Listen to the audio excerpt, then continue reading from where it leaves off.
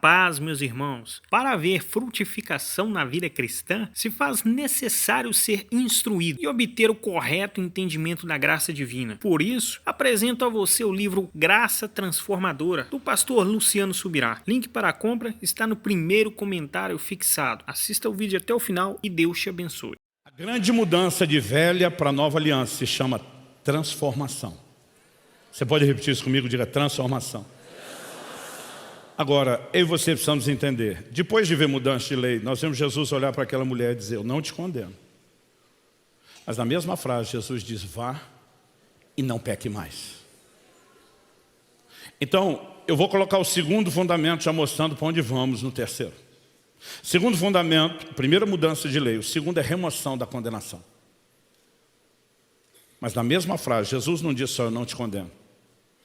Na mesma frase, para a mesma pessoa, no mesmo instante. Nós vamos fracionar isso só para efeito de estudo. Ele diz: vá e não peque mais. Agora preste atenção, só tem 3 possibilidades lógicas para Jesus fazer essa afirmação. Primeiro, ele mentiu, porque todo mundo sabe que é impossível parar de pecar.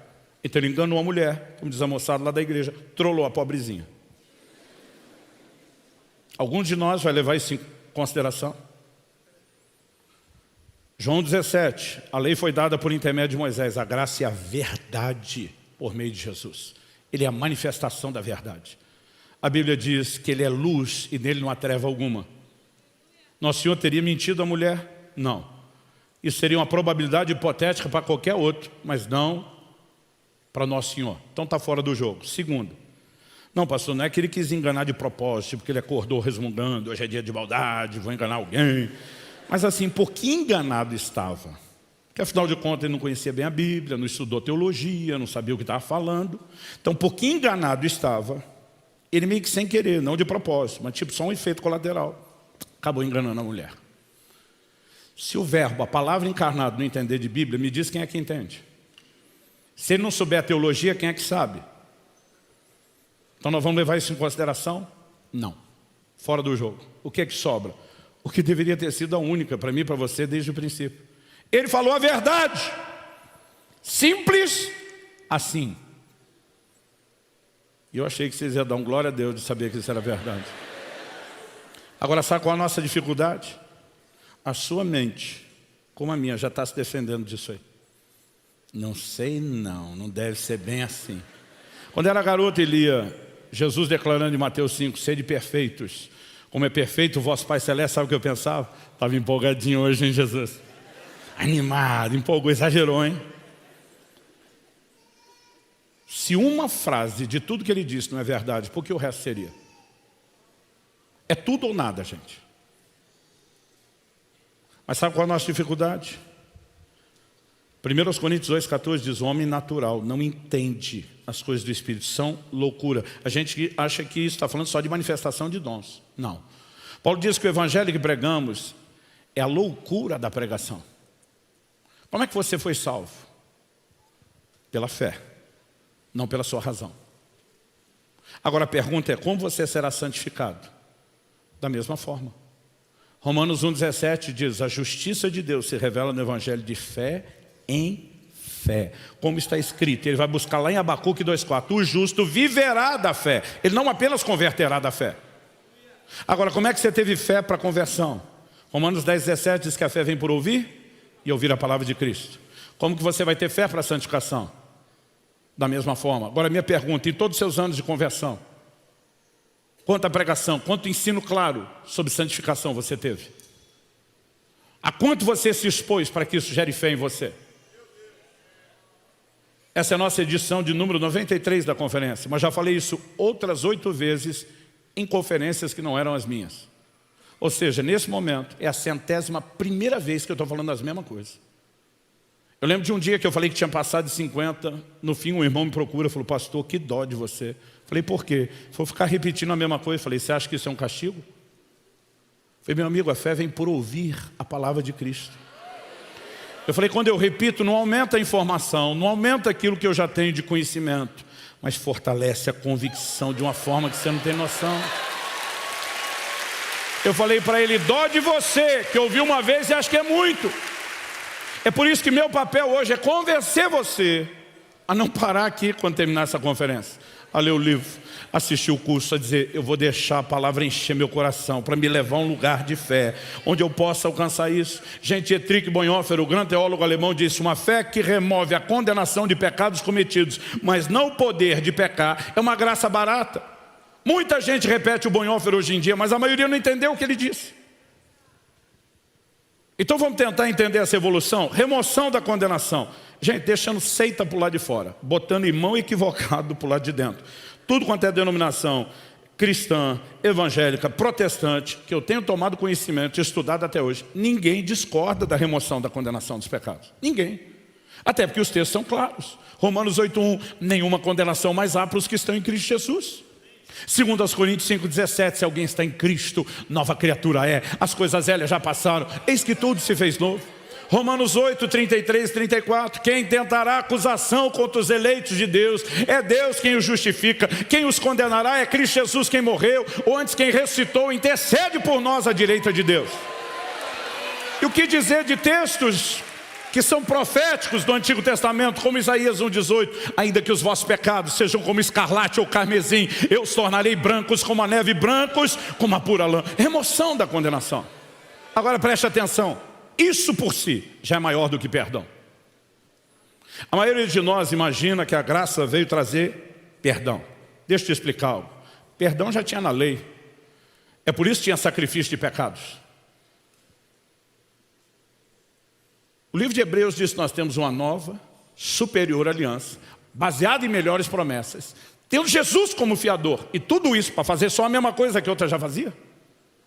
Para que mudou de aliança? Para que teve mudança de lei, se ia continuar tudo igual? Então preste atenção, está muito longe de estar tudo igual. Alguns de nós imaginamos perdão mais ou menos assim, Deus olhando para a gente, resmungando consigo mesmo.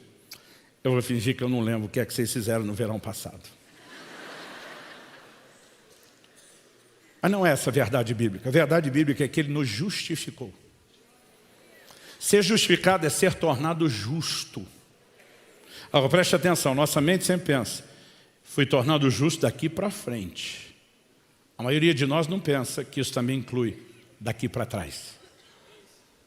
Então tente imaginar o seguinte, agora que você foi justificado em Cristo, imagina que toda a sua vida, toda a sua história foi gravada.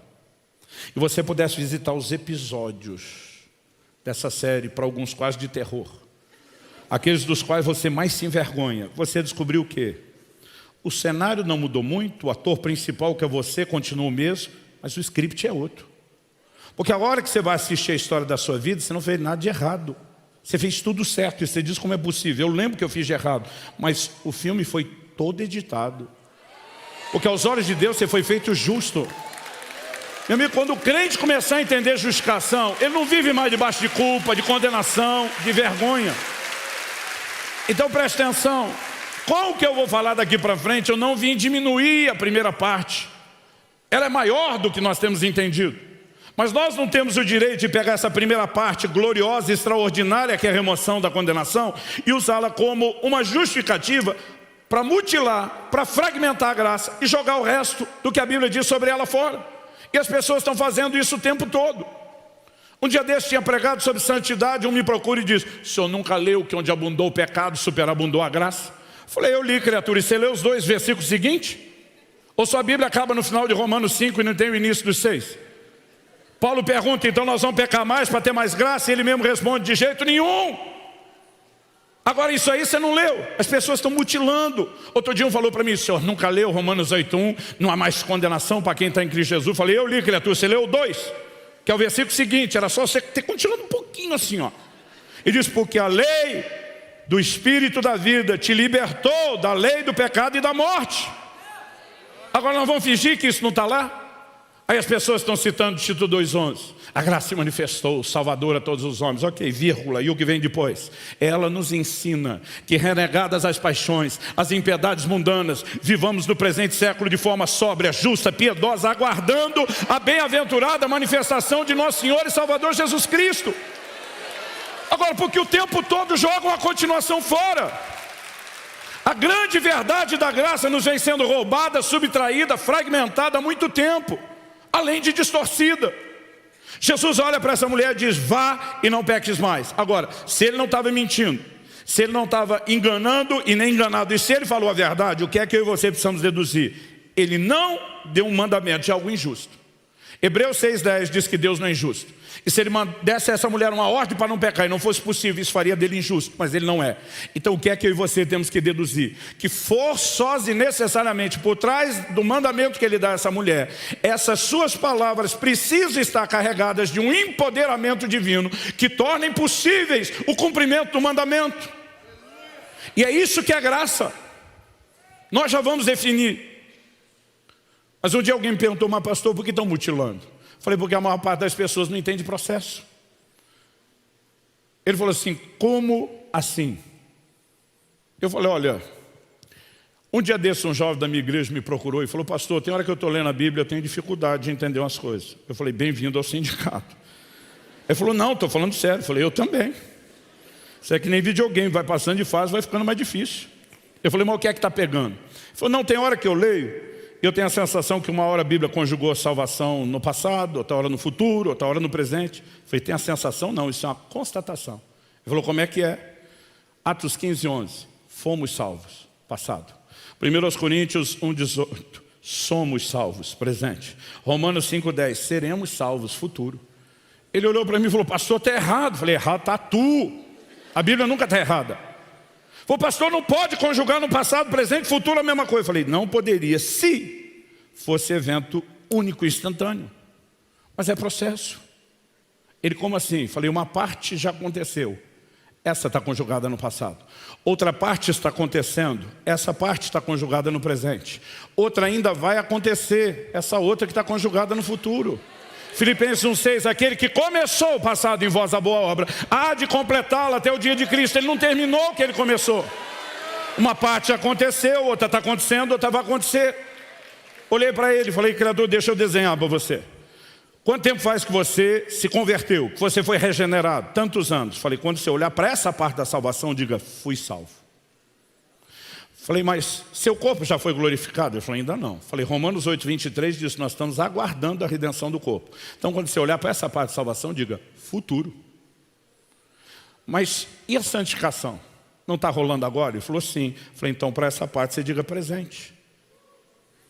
Uma parte aconteceu, outra está acontecendo, outra vai acontecer. Elas não concorrem nem divergem, elas se complementam. Processo.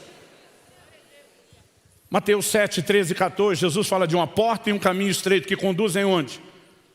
A vida eterna. No movimento discipulado na Argentina, na década de 70, eles simplificavam a vida cristã em 3 etapas. Porta, caminho, alvo. O que é a porta? A conversão. A regeneração, o novo nascimento. Jesus diz em João 3,5, se alguém não nascer de novo, não pode entrar no reino de Deus. O novo nascimento é a entrada, gente.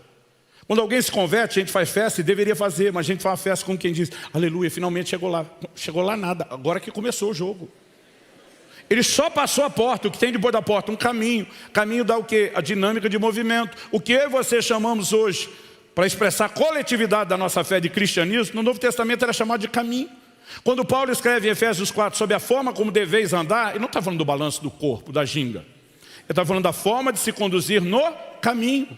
Caminho da dinâmica de movimento. É por isso que você vai ver Paulo dizendo o quê?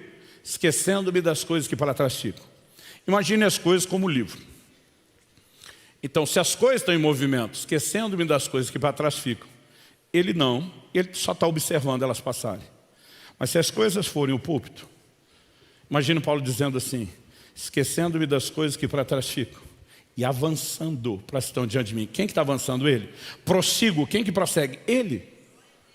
Então quem está em movimento é Paulo. E para onde? Prossigo para o alvo. Qual o alvo? O prêmio da soberana vocação de Deus em Cristo Jesus. Então o que a gente tem que explicar às pessoas é que remoção da condenação é a experiência da porta. É obra da graça, é inegável. Mas depois que você passou a porta e entrou no caminho, tem uma outra manifestação da graça que te diz agora vá e não peque mais. Porque não faz o menor sentido. Por que a gente precisou começar com a remoção da condenação? Porque a gente já veio com o pecado cometido, não tinha outra forma a não ser tratar com aquilo que já tinha acontecido. Eu e você chegamos sujo, fedido, encardido, precisávamos de um banho. Agora ele diz, daqui para frente, não volte para a lama. Aliás, Pedro escreve na sua segunda epístola.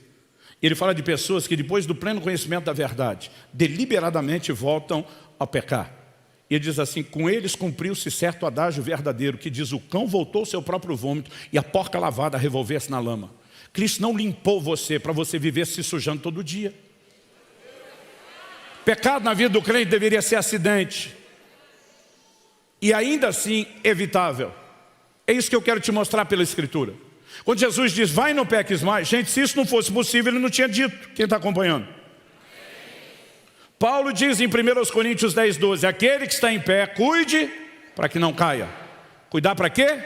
Para não cair. Mas de alguma forma a gente lê o versículo. Cuida para cair o mínimo possível.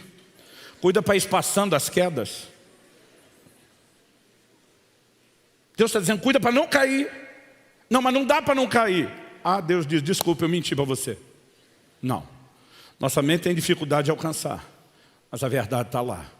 E se eu e você permitirmos, ela vai iluminar a mim e a você, ela vai mudar a nossa forma de viver. Agora, Deus nos responsabilizou a ficar de pé. Significa que Ele nos deixou sozinhos, sem recursos? Não. Judas, capítulo único, verso 24. Ora, aquele que é poderoso para vos guardar de tropeçar. Deus está dizendo, mandei você ficar em pé e não cair, mas quer saber? Nunca vou te deixar sozinho para cumprir a responsabilidade que te dei. Da minha parte, sempre haverá recursos que vão te ajudar a cumprir a responsabilidade que eu te dei. Então vamos falar do nosso terceiro fundamento. A maioria dos crentes, quando são questionados sobre o significado de graça, eles respondem meio que no piloto automático, favor imerecido. E não está errado, porque é parte do significado, mas está longe de ser o mais completo. Quando você estuda o Novo Testamento, a maior recorrência, uso e aplicação de graça vai numa direção, força capacitadora. Segundo aos Coríntios 12, Paulo está falando a respeito de um espinho na carne, que eu não vou entrar no mérito da discussão para não aumentar o nosso tempo aqui, do que seja.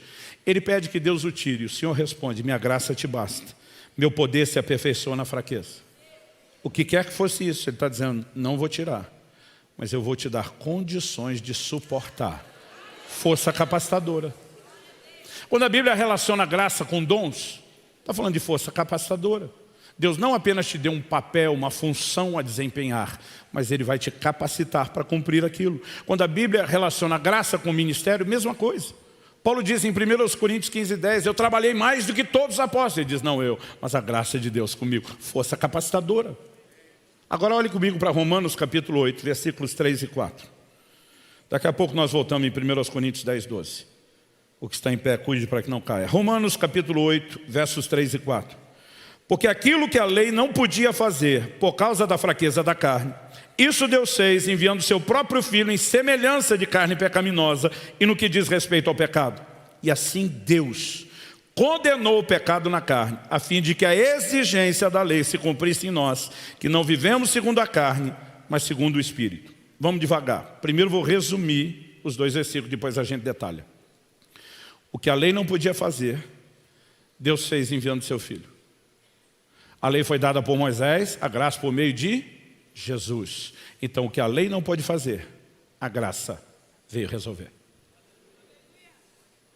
Por que a lei não podia fazer? Por causa da fraqueza da carne. O que era a fraqueza da carne?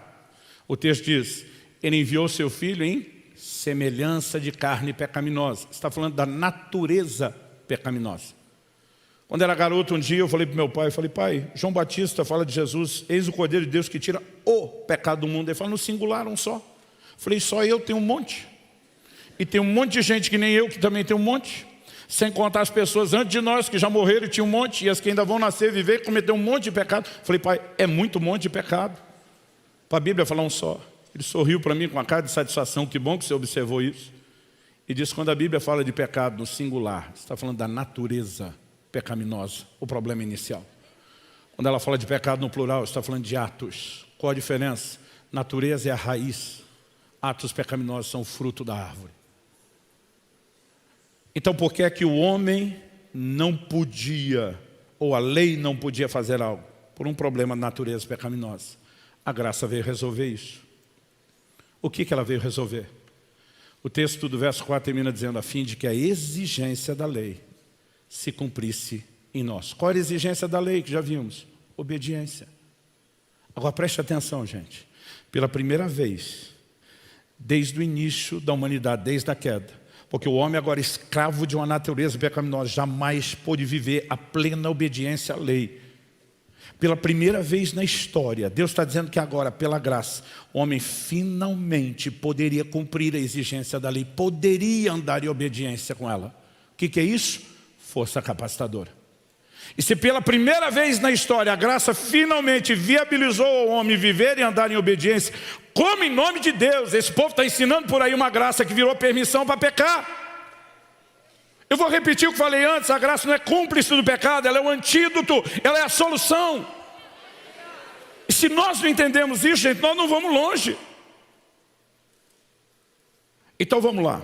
O livro mais lido da história da cristandade, depois da Bíblia, é o Peregrino. Disparado na frente de qualquer outro, mas muitos milhões de exemplares na frente de qualquer concorrente. John Bunyan escreveu esse livro na prisão, cheio de alegorias. O camarada, antes de converter, era chamado graceless no original, desprovido de graça. A partir do momento que ele se converte, ele é chamado de cristão. E toda a sua trajetória rumo à plena salvação é contada na forma de alegorias. Tem um momento que cristão encontra uma outra personagem alegórica chamada intérprete, que, como o nome diz, vai explicar verdades bíblicas. Intérprete o introduz numa sala, num cômodo que nunca tinha sido varrido. Uma pessoa entra, começa a varrer, a poeira levanta, é insuportável ficar ali. Ele sai tossindo. Do lado de fora, ele vem intérprete sinalizar para que outra pessoa entre. A segunda pessoa entra borrifando água. Essa poeira no ar, agora umedecida, rapidamente baixa, e umedecida, pode ser varrida, a sala foi limpa. Do lado de fora, o intérprete olha para o cristão e diz: a primeira pessoa que entrou varrer a sala é a lei. A poeira que você viu levantar é o pecado no coração do homem. Ele está falando de natureza pecaminosa. Mas ele diz: a segunda pessoa que entrou para borrifar água é o Evangelho. A água é a graça. Eu acho extraordinária a forma como ele simplifica essa doutrina que nós estamos tentando montar as peças do quebra-cabeça. O que a Bíblia está dizendo, a lei não resolvia o problema. Ela era tipo o raio-x. Ela dava o diagnóstico, mas não dava a cura. Mas se o diagnóstico não é curado, não é preciso, a proposta de cura também não será. Então, quando a Bíblia diz que a lei serviu de um aio, de um guia, um tutor para nos levar a Cristo, não é só porque ela profetizava o Cristo que viria, a obra que ele faria, mas ela tinha um papel de diagnosticar o problema do homem. Por isso que Paulo diz em Romanos 6, quando o mandamento foi dado, ele está falando da lei, o pecado que estava em mim reviveu. Mostrou as suas garras, a sua força, a natureza pecaminosa que é rebelde, reagiu contra uma lei para ser obedecida. Qual era o propósito da lei?